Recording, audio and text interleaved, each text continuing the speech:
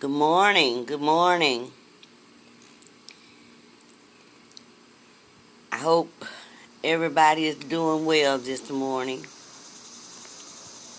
I haven't been sleeping well lately. I remember my grandson Nick and the last conversation that we had, as well as saying goodbye to him. Yet I'm disturbed by what I'm hearing in Crockett. And I've been quiet, but now I feel that I need to speak out against what's going on in our community. And I have that right because I'm his grandmother. And also because most of you called me grandma and spent a lot of time in my house. Nick is my grandson.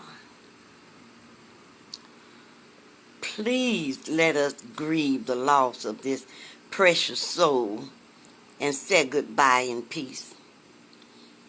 I'm speaking to the young men and young women, and yes, even some family members of Christ. I know that those of you that were kin or blood or by love is hurt. Yet you got to remember that this is our son, our daddy, our brother, our grandson, our nephew, our cousin, and we're hurt as well. You see, I can't hear him call me grandma anymore. I can't see him give me that crooked buddy smile and tease with me anymore. Instead, I'm hearing a lot of nonsense around Crockett. And that's what it is. Nonsense. And I don't care who it's coming from. It's nonsense. And it needs to stop. I'm tired of the hearsay because I've learned in my lifetime that he say, she say, is probably a lie to begin with, and it'll lead to nothing but somebody else getting hurt, somebody else getting killed, somebody else being put in jail. And I just don't believe that that's what Dominique would want. Yes, Dominique, because you see, that's what I called him, especially when I had something important to tell him. I called him Dominique. I don't want nobody to answer to this crime but the one that committed it. If you were not involved, then you don't have no part and shouldn't be retaliated. There shouldn't be no retaliation in no way toward you. God knows the truth. And he said, vengeance is mine.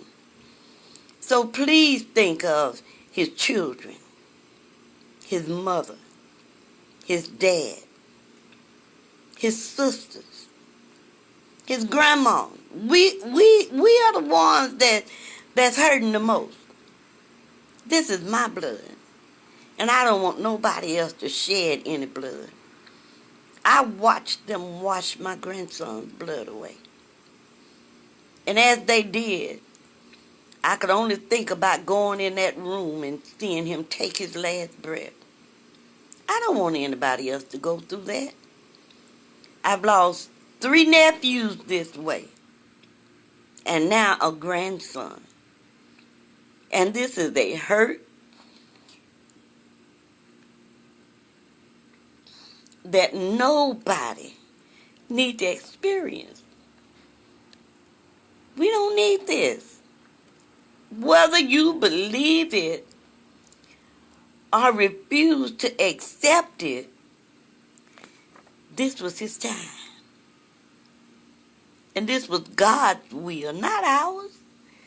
Because if I could have taken his place, I would have.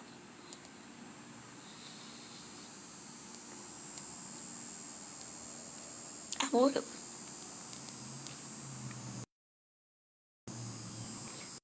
So I want young people, young men, to think of us, think of his children. And if you want to help, then make a change. God is not pleased. This pandemic shut this world down so we could reconnect to God. He is not pleased with what is going on. He's not.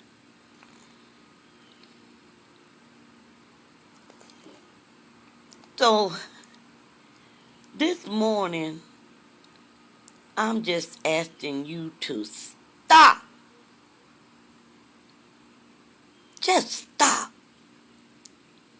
Put the guns down. If you want to talk, call me. You did anyway. Most of you, when you want to talk, you come and say, Grandma, I need to talk to you. You want to talk now? Come, let's talk. Jesus already shed enough blood. We don't need to shed any. Our young people don't need to shed any. Everything going on in this world, they're talking about Black Lives Matter and all of this. Every life matters. But no life matters until you think it matters. Stop the gun violence. Just stop. I love you all. I always have. But please, please let us grieve in peace.